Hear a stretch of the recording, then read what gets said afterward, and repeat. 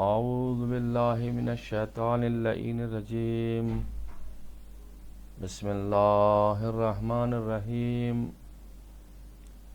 الحمد للہ رب العالمین والعاقبۃ للمتقین والنار للعاصین ثم الصلاة والسلام علی اشرف الانبیاء والمرسلین سیدنا و نبینا مولانا ابو القاسم محمد اللہم صلی علی محمد وعلی محمد وعلی آلہ الطیبین الطاہرین المعصومین المظلومین الذین اذھب اللہ عنہم الرجس وطہرہم تطہیرا اللہم صلی علی محمد ولعنۃ اللہ علی اعدائہم اجمعین من یومنا علی قیام یوم الدین اما بعد فقد قال رسول اللہ صلی اللہ علیہ وآلہ وسلم بسم اللہ الرحمن الرحیم ما نفعنی مال قط مثل مال خدیجہ صلوات پڑھ دیں محمد علیہ۔ عزیزان گرامی، ہمارا موضوع بحث چل رہا ہے حضرت جناب خدیجہ سلام اللہ علیہا کی زندگی پر اور انہی کے اعتبار سے۔ کل ہماری بحث ہوئی تھی خاندانی عظمت کے اعتبار سے حضرت خدیجہ کبریٰ سلام اللہ علیہا کے بارے میں کہ حضرت خدیجۃ الکبریٰ سلام اللہ علیہا کی جو ولادت باسعادت ہوئی تھی وہ تقریباً 30 یا 40 برس بعثت سے پہلے ہوئی تھی مکہ مکرمہ میں۔ ان کے والد خویلد بن اسد عبد العزیٰ بن قصا ہیں اور حضرت خدیجہ کے جد اسد ابن عبد العزیٰ عبد النامہ حلف الفصول کے ایک اہم رکن تھے۔ عہد نامہ جو تھا خلف الفصول کا، اس کے آپ ایک اہم رکن بھی تھے، اور قصا بن خویلد کے چوتھے جد قصا بن کلاب ہیں جو رسول اللہ صلی اللہ علیہ وآلہ وسلم کے بھی جد امجد ہیں۔ اب میں ایک بات تو یہاں پہ کہہ سکتا ہوں کہ جناب خدیجۃ الکبریٰ سلام اللہ علیہا کے جد اور رسول اللہ کے جد اوپر جا کر کے ایک ہی ہیں، اس اعتبار سے کہ خویلد کے جد عبد العزیٰ اور پیغمبر اکرم صلی اللہ علیہ وآلہ وسلم کے جد عبد مناف یہ آپس میں بھائی تھے۔ یعنی جو خویلد تھے جناب خدیجہ کے والد ماجد، اور خویلد کے جو جد تھے اوپر مورث اعلیٰ جسے آپ کہہ سکتے ہیں، اور پیغمبر اسلام صلی اللہ علیہ وآلہ وسلم کے جو جد تھے عبد مناف، یہ دونوں بھائی تھے۔ یعنی عبد مناف اور عبد العزیٰ یہ دونوں سگے بھائی تھے، اور ان کے والد قصا بن کلاب تھے، یعنی قصا بن کلاب کے بیٹے تھے عبد مناف۔ اس بنا پر رسول اکرم صلی اللہ علیہ وآلہ وسلم اور خدیجہ کبریٰ سلام اللہ علیہا دونوں قبیلہ قریش سے تعلق رکھتے تھے، اور شجرہ نسب کے لحاظ سے بھی آپس میں قریبی رشتہ دار تھے۔ جناب خدیجہ سلام اللہ علیہا کے جو والد ماجد تھے جناب خویلد، ایک ہوشیار، بلند مرتبہ، کریم اور نیک اخلاق کے مالک شخص تھے، اور بنی اسد کے سردار کے عنوان سے پہچانے جاتے تھے۔ ان کی والدہ فاطمہ بنت زائدہ بن الاسم تھیں جناب خدیجہ کی۔ فاطمہ کی ماں حالہ بنت عبد مناف بن قصا تھیں کہ ان کے تیسرے جد رسول اللہ صلی اللہ علیہ وآلہ وسلم کے بھی جد تھے۔ اس بنا پر اگر ہم یہ دیکھتے ہیں تو ہمیں حضرت خدیجہ سلام اللہ علیہا سے اپنے پدری اور مادری نسب کے لحاظ سے کئی واسطوں کے بعد پیغمبر اکرم صلی اللہ علیہ وآلہ وسلم کی ہم نسب تھیں جناب خدیجۃ الکبریٰ، یعنی دونوں کا نسب ایک ہی تھا، اور دونوں قبیلہ قریش سے تعلق رکھتے تھے۔ اسی لحاظ سے حضرت خدیجہ سلام اللہ علیہا کو بھی قرشی کہا گیا ہے، یعنی قرشی خاندان قریش سے تھے، اور پیغمبر اسلام کو بھی قرشی کہا گیا ہے۔ حضرت خدیجہ سلام اللہ علیہا کے 5 بھائی اور 4 بہنیں تھیں۔ بڑا خاندان تھا جناب خدیجہ سلام اللہ علیہا کا۔ حضرت خدیجہ سلام اللہ علیہا اسلام سے پہلے کی بات، یعنی جب اعلان رسالت ہوا ہے اور رسول اللہ نے سب کو اسلام لانے کی دعوت دی ہے، اس کے پہلے کی زندگی اگر ہم جناب خدیجہ سلام اللہ علیہا کی اٹھا کر کے دیکھیں گے تو کوئی خاص چیز ہمیں نظر نہیں آئے گی۔ اگرچہ حضرت خدیجہ سلام اللہ علیہا کی زندگی اور شخصیت کے بارے میں خاص کر اسلام سے پہلے کے زمانے میں متعلق تفصیلات تاریخ میں درج ہی نہیں کی گئی ہیں، لیکن یہی مختصر جو نقل کیا گیا ہے اس سے معلوم ہوتا ہے کہ وہ اپنے زمانے کے لوگوں میں ایک عقل مند، دانا، مدبر اور بصیرت خاتون تھیں۔ حضرت خدیجہ سلام اللہ علیہا کے اخلاقی فضائل میں سخاوت تھی، جانثاری تھی، عفت تھی، پاک دامنی تھی، دور اندیشی تھی، صبر و شکیبائی اور استقامت ایسے اوصاف ہیں جن کا تمام مورخین نے اعتراف کیا ہے۔ یعنی آپ بہت عظیم سخی تھیں، سخاوت بہت تھی آپ کے یہاں، جانثاری بہت پائی جاتی تھی آپ کے یہاں، پاک دامنی آپ کے یہاں بہت پائی جاتی تھی، اور دنیاوی اعتبار سے اگر صورت کے اعتبار سے دیکھا جائے تو حضرت خدیجہ سلام اللہ علیہا ظاہری حسن و جمال رکھتی تھیں اور ایک حسین خاتون تھیں اپنے زمانے کے اعتبار سے، یہ آپ کو مل جائے گا، اور کافی سرمایہ و مالی امکانات اور بہتر اجتماعی حیثیت کی مالک ہونے کے باوجود کبھی اس زمانے کے معاشرے کے بظاہر پرکشش حالات کے دھوکے میں نہیں آئیں آپ، اور انسانی فضائل و صفات کو ہرگز آپ نے کبھی نہیں چھوڑا۔ بہت بڑی بات ہوتی ہے عزیزان گرامی ایک خاتون کے لیے ایسے زمانے میں جب کفار قریش کیا نہیں کرتے تھے اور جناب خدیجہ اس زمانے میں زندگی گزارتی تھی۔ ایام جاہلیت میں جب پورے عربستان میں بت پرستی کا رواج عام تھا، ہر آدمی بت پرستی کرتا تھا، خاندان بنی ہاشم کے علاوہ تو بت پرست تھے سارے لوگ، اکثر لوگ بت پرستی کیا کرتے تھے۔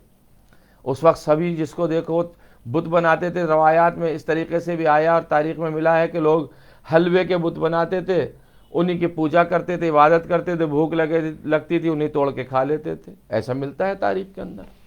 اس وقت بھی حضرت خدیجہ جب یہ حالات تھے ایام جاہلیت کے، اس وقت بھی جناب خدیجہ سلام اللہ علیہا مانوی امور اور انسانی و اخلاقی مسائل کی رعایت کرنے سے غافل نہیں رہتی تھیں۔ وہ آسمانی کتابوں پر اعتقاد رکھتی تھیں اور خدائے وحدہ لا شریک کی پرستش کرتی تھیں، اسی کی عبادت کرتی تھی۔ وہ اپنے اعتبار سے وہ اپنے تجارتی کاروان کو دور دراز ممالک کی طرف روانہ کرتے وقت کعبے میں جا کر حضرت ابراہیم علیہ السلام کے خدا سے اپنی تجارت میں برکت حاصل ہونے کی دعا کرتی تھیں۔ دیکھیے یہ ہے ملتا ہے کہ جناب خدیجہ سلام اللہ علیہا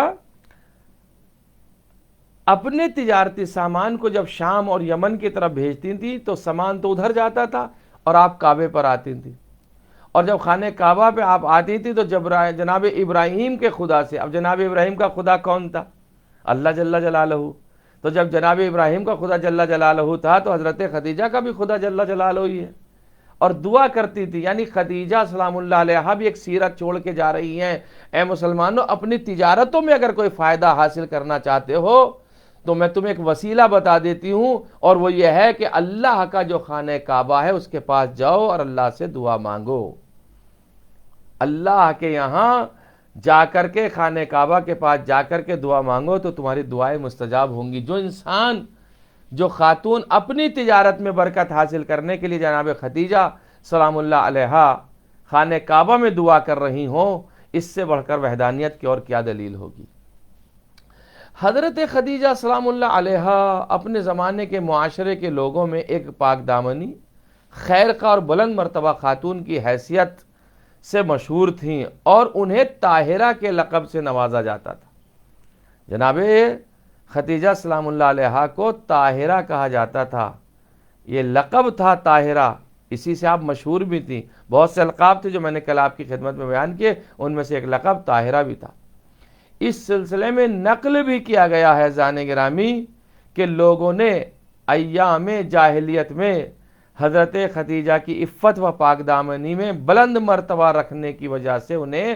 طاہرہ کے لقب سے نوازا تھا۔ اس کے علاوہ انہیں سیدۃ قریش بھی کہا جاتا، اس کا لقب بھی آپ کو دیا گیا ہے۔ تو اب حضرت خدیجہ سلام اللہ علیہا اپنے زمانے کے لوگوں میں کس قدر بلند اور باعظمت مقام پر فائز ہیں۔ حضرت خدیجہ سلام اللہ علیہا ایک کامیاب بزنس ویمن یعنی ایک تاجرہ ہونے کے پیش نظر اپنے لیے زیادہ سے زیادہ نفع کمانے کی کوشش کرنے کے باوجود اپنا کچھ وقت عبادت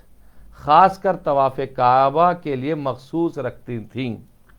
بزنس ویمن تو تھیں وہ، یہ بہت بڑی تجارت کرنے والی خاتون، لیکن اس کے علاوہ بھی آپ خانہ کعبہ، سمجھ رہے ہیں آپ، خانہ کعبہ کے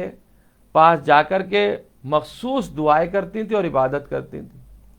اس کے علاوہ بھی، عبادت کے علاوہ بھی دیکھیے ایمان کسے کہتے ہیں، اس کے علاوہ بھی ان کے گھر کا دروازہ حاجت مندوں اور فقیروں کے لیے ہمیشہ کھلا رہتا تھا۔ حاجت مند اپنی حاجت لے کے آتے تھے، غربا اور فقراء آتے تھے، اور کبھی کوئی محتاج، تاریخ نہیں بتا سکتی اس بات کو کہ آج تک جناب خدیجہ سلام اللہ علیہا کے گھر سے کوئی محتاج ان کے گھر سے خالی ہاتھ اور محروم چلا گیا ہو، ایسا نہیں ہو سکتا تھا۔ جس زمانے میں لوگ بت پرستی میں مشغول تھے، اپنے ہاتھوں سے بنائے خداؤں کی پوجا کرتے تھے، عبادت کرتے تھے، اور معاشرے میں گوناگون خرافات کا رواج تھا، حضرت خدیجہ سلام اللہ علیہا خداوند سبحان کی عبادت کرتی تھی۔ وہ مذہبی تعلیمات اپنے چچیرے بھائی ورقہ بن نوفل سے حاصل کرتی تھی، جو اپنے زمانے کے 4 مشہور عابدوں میں سے ایک شمار ہوتے تھے، ان کے چچیرے بھائی۔ حضرت خدیجہ کے گھر میں مذہبی نشستیں منعقد ہوتی تھی، لوگ بیٹھتے تھے، مذہبی مجلسیں ہوا کرتی تھی۔ مجلس وہ اس شکل نہیں کہ جو آج شیعت میں رائج ہے، مجلس سے مراد یہ ہے کہ بیٹھنا، ایک جگہ پر ذکر خیر کرنا۔ اہل کتاب دانشوروں کو دعوت دی جاتی تھی۔ حضرت خدیجہ سلام اللہ علیہا دوسری خواتین کے ساتھ ان علماء اور دانشوروں کی نصیحتوں کو سنتی تھیں۔ وہ پیغمبر آخر الزمان حضرت محمد مصطفیٰ صلی اللہ علیہ وآلہ وسلم کے اوصاف کو پہچان چکی تھیں، چونکہ جب وہ علماء بیان کرتے تھے اپنی نشستوں کے اندر، اور دانشور بیان کرتے تھے اپنے مجلسوں کے اندر، اپنے نشستوں کے اندر، اپنی بیٹھکوں کے اندر، تو آخر الزمان کے جو محمد مصطفیٰ صلی اللہ علیہ وآلہ وسلم ہیں، اس بارے میں بہت زیادہ وہ لوگ بیان کیا کرتے تھے۔ تو آپ پیغمبر کے اوصاف کو پہچان چکی تھی، اور انہیں یقین تھا کہ آپ حجاز کی سرزمین پر عنقریب ہی ظہور کریں گے۔ حضرت خدیجہ سلام اللہ علیہا کے سماجی کمالات، دولت مند ہونے اور ان کی بے مثال شخصیت کے پیش نظر اس زمانے کے قبائل کے سرداروں اور مشہور شخصیتوں من جملہ عقبہ بن معیط،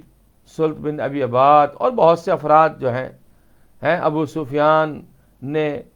ابو جہل اور ابو سفیان نے ان سے ازدواج کرنے کی خواستگاری کی۔ بہت چاہا ان بڑے بڑے لوگوں نے، جو اس زمانے کے بڑے لوگ تھے، کہ جناب خدیجہ ان سے شادی کر لیں، جناب خدیجہ کو پیغام بھیجے، لیکن جناب خدیجہ سلام اللہ علیہا نے ہر ایک کے پیغام کو منع کر دیا، اور آپ نے اسی طریقے سے ہر ایک کو انکار کرتی رہیں۔ میں آپ کی خدمت میں ایک حدیث شادی سے متعلق جناب ابن عباس کی سناتا ہوں۔ وہ آپ ارشاد فرماتے ہیں کہ حضرت خدیجہ رسول خدا صلی اللہ علیہ وآلہ وسلم سے شادی کرنے کے وقت 28 سال کی تھیں، اور حضرت خدیجہ نے تب تک کسی سے کوئی شادی نہیں کی تھی۔ یہ ابن عباس کی روایت ہے۔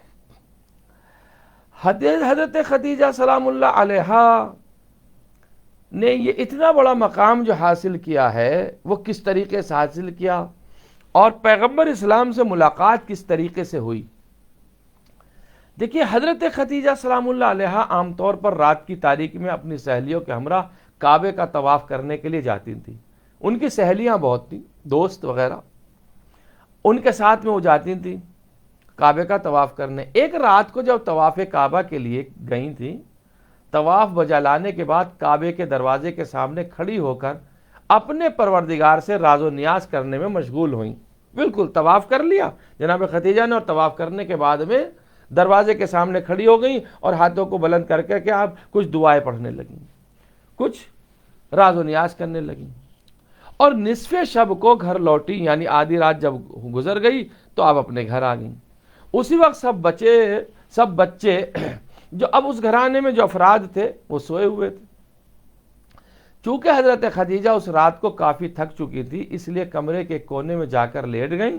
اور فوراً ان پر نیند طاری ہو گئی۔ انہوں نے خواب میں سورج کو انسان کی شکل میں آتے دیکھا۔ دیکھیے یہ ہے نقطہ نور، یہاں سے شروع ہوا جناب خدیجہ کے ساتھ۔ انہوں نے خواب میں سورج کو انسان کی شکل میں دیکھا کہ مکے کے آسمان سے طلوع ہو کر رفتہ رفتہ ان کے گھر کی طرف آ رہا ہے، اور جب سورج ان کے گھر میں پہنچا تو وہاں پر رک کر اس نے تمام دنیا میں نور پھیلا دیا، اور وہ لوگ جوق در جوق اس سورج کو دیکھنے کے لیے ان کے گھر آ رہے تھے۔ اب خواب بھی کہے تو کتنا زبردست ہے، کتنا بہترین ہے۔ پہلی بات تو خواب دیکھا مکے سے آنے کے بعد، خانہ کعبہ سے کا طواف کرنے کے بعد۔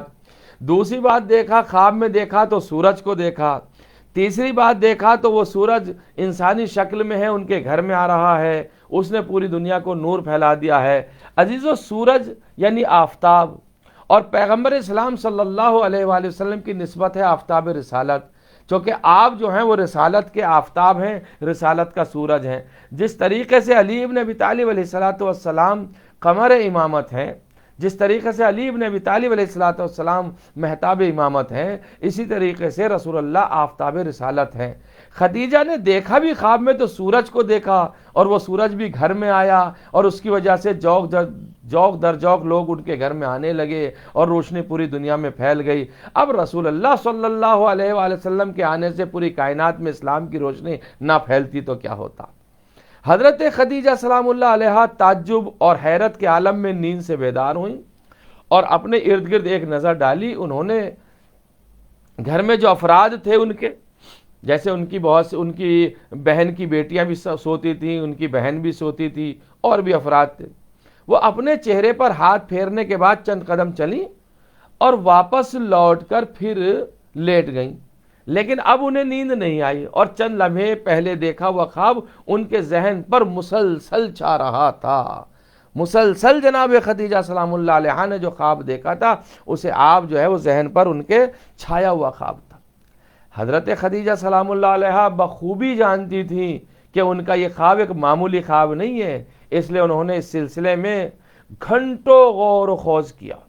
لیکن کسی نتیجے پر آپ نہیں پہنچی، اور دوسری جانب سے سلسلے میں غور و فکر کرنا ان کے لیے نیند آنے میں رکاوٹ بن رہا تھا۔ اسی طرح ان کا یہ خواب یعنی سورج کا انسان کی شکل میں آنا، اور ان کے گھر میں داخل ہونا، اور لوگوں کا جوق در جوق اسے دیکھنے کے لیے آ جانا، انہی کے گھر آنا ہے، یہ صبح ہونے تک ان کے ذہن پر چھایا رہا، اور وہ صبح ہونے کا انتظار کر رہی تھی تاکہ اپنے چچیرے بھائی ورقہ بن نوفل جو عالم دین تھے ان کے اعتبار سے، ان کے پاس جا کر اپنے اس خواب کو ان کے سامنے انہوں نے بیان کرنے کی وہ سوچنے لگیں، شاید اس کی کوئی تعبیر انہیں حاصل ہو جائے۔ صبح اور سورج طلوع ہونے کے بعد وہ فوراً اپنے چچیرے بھائی ورقہ بن نوفل کے گھر گئیں، اور جو کچھ خواب میں دیکھا تھا اسے من و عن ان کے سامنے بیان کر دیا۔ اچھا، اب جیسے ہی جناب خدیجہ کا خواب انہوں نے سنا، اب جو ہی ان کی بات ختم ہوئی اور ورقہ بن نوفل کے چہرے پر ایک خوبصورت مسکراہٹ رونما ہونے لگی، اور انہوں نے حضرت خدیجہ سے مخاطب ہو کر کے کہا، مبارک ہو تم پر اے میری چچا زاد بہن، اگر تمہارا خواب صادق ہوا تو نور نبوت تمہارے گھر آئے گا، اور تمہارے گھر کا نور تمام عالم کو منور کرے گا۔ یہی روایت ملتی جلتی کتاب بہار میں ملتی ہے زان گرامی، جو خواب آج خدیجہ دیکھ رہی ہیں وہ خواب نہیں، وہ حقیقتوں میں بدل رہا ہے۔ اس وقت جب پیغمبر اسلام کی شادی ہو گئی، اور شادی کے بعد حضرت فاطمہ زہرا سلام اللہ علیہا کی ولادت بسعادت ہوئی، اور نور اس طریقے سے زہرا سلام اللہ علیہا کی ولادت پر پوری کائنات میں مشرق سے مغرب تک پھیلا کہ پوری کائنات منور ہو گئی تھی، اور یہی ورقہ بن نوفل نے کہا تمہارے گھر کا نور تمام عالم کو منور کرے گا۔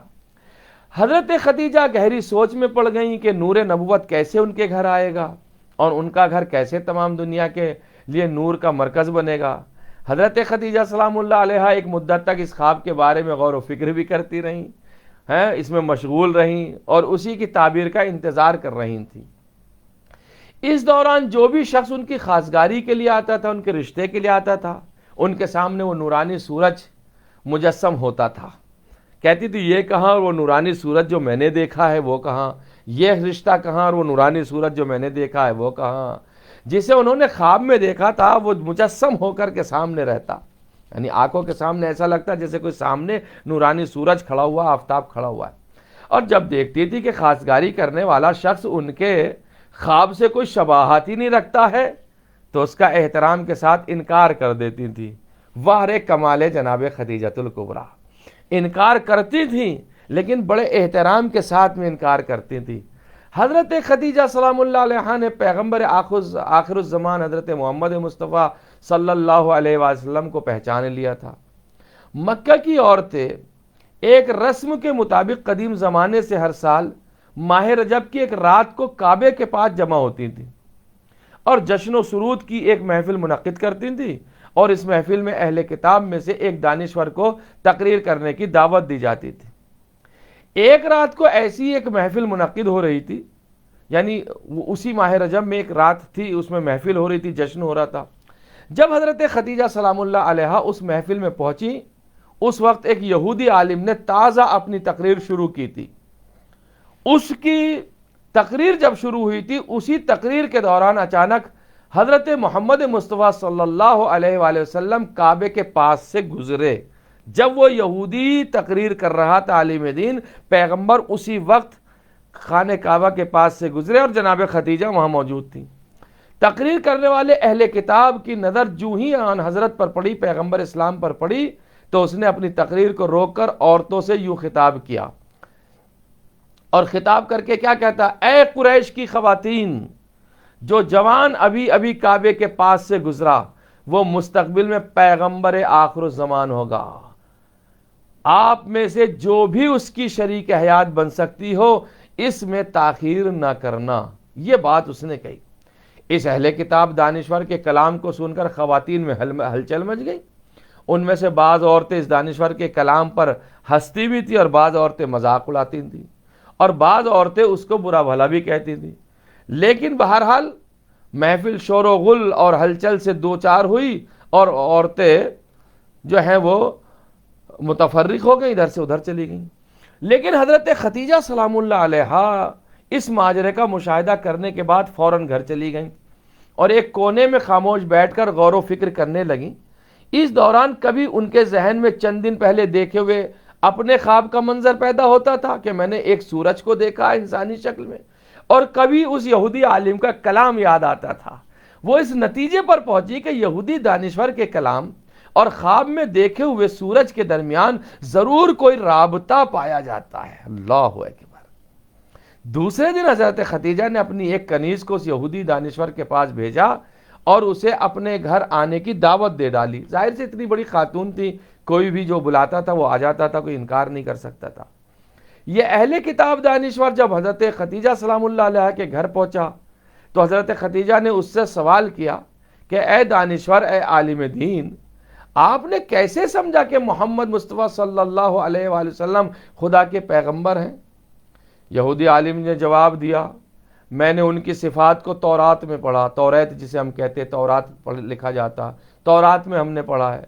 تورات میں آیا کہ پیغمبر آخر الزمان کے ماں باپ ان کے بچپن میں دنیا سے چلے جائیں گے، ان کی کفالت، پرورش اور حفاظت ان کے جد اور پھوپھی کریں گی اور ان کے چچا کریں گے، اور وہ قریش کی ایک خاتون سے شادی کریں گے جو اپنی قوم کی عظیم خاتون ہوں گی اور اپنے قبیلے میں امیر اور صاحب تدبیر ہوں گی. اس کے بعد اس یہودی دانشور نے حضرت خدیجہ سے مخاطب ہو کر کہا، اے خدیجہ، میری اس بات کو اپنے پاس محفوظ رکھنا اور اسے فراموش نہ کرنا، یعنی بھول مت جانا.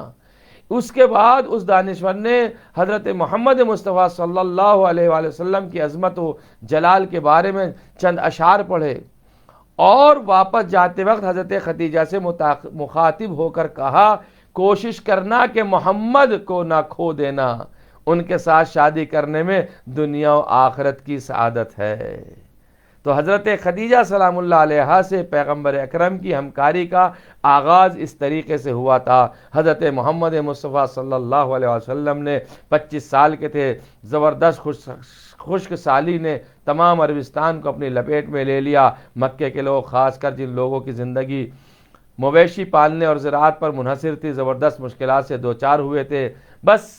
اب آپ کا ساتھ جناب خدیجہ سلام اللہ علیہا کے ساتھ میں ہوا، اور وہ ایک شادی کی تقریب منائی گئی، اور اس کے بعد بہت سے واقعات آپ حضرات کو مل جائیں گے۔ تو یہ پہلا قدم تھا جناب خدیجہ سلام اللہ علیہا کا، جناب پیغمبر اسلام حضرت محمد مصطفیٰ صلی اللہ علیہ وآلہ وسلم کی محبت کا، جو جناب خدیجہ کے قلب مطہر میں ان کی محبت گامزن ہوئی، ان کی محبت پیغمبر اسلام کی ان کی محبت آئی، اور اس کے بعد جناب خدیجۃ الکبریٰ نے اپنا پیغام بھیجا۔ والحمدللہ رب العالمین۔ خداوند عالم سے دعا کرتا ہوں کہ پروردگارہ محمد اور آل محمد کے صدقے میں جو مومنین ہمارے ساتھ شریک تھے، اللہ ان کے مشکلات کو آسان فرمائے، اور خداوند عالم ان کی قلبی حاجات کو پورا فرمائے، اور اس کرونا کی بیماری سے عالم انسانیت کی حفاظت فرمائے۔ اور جو مبتلا بھی ہو چکے ہیں کرونا کی بیماری میں، یا اللہ تجھے واسطہ ہے حضرت خدیجۃ الکبریٰ، حضرت محمد مصطفیٰ صلی اللہ علیہ وآلہ وسلم کا، ان دونوں عظیم ہستیوں کا واسطہ، اہل بیت کا واسطہ میرے معبود، جو کرونا میں مبتلا ہیں، بیمار ہیں، انہیں شفائے عاجلہ اور کاملہ عطا فرما۔ اور آل محمد علیہ الصلوۃ والسلام کے صدقے میں پروردگار جو واسطہ ہے محمد و آل محمد کا، جو مرحومین ہو چکے ہیں ان کی مغفرت فرما، جو ہمارے پروگرام کو دیکھ رہے ہیں ان کی حاجات کو پورا فرما، انہیں ان کے دل ہی تمناؤں کو پورا فرما، اور آخر میں یہ دعا کہ آقا و مولا امام زمانہ کے ظہور میں تعجیل فرما، اور یہ علمدار ٹیم کے توفیقات میں اضافہ فرما، اور محمد و آل محمد کے صدقے میں جہاں جہاں ہماری یہ تقریر جا رہی ہے میرے معبود، جس چینل پر جا رہی ہے، جیسے عزاداری دہلی کے چینل پہ ہے، دوسرے چینل پہ ہے، آل محمد کے صدقے میں ان سبھی کے یہاں برکات نازل فرما، اور ان کے توفیقات میں اضافہ فرما۔ والحمدللہ رب العالمین، والسلام علیکم ورحمۃ اللہ وبرکاتہ۔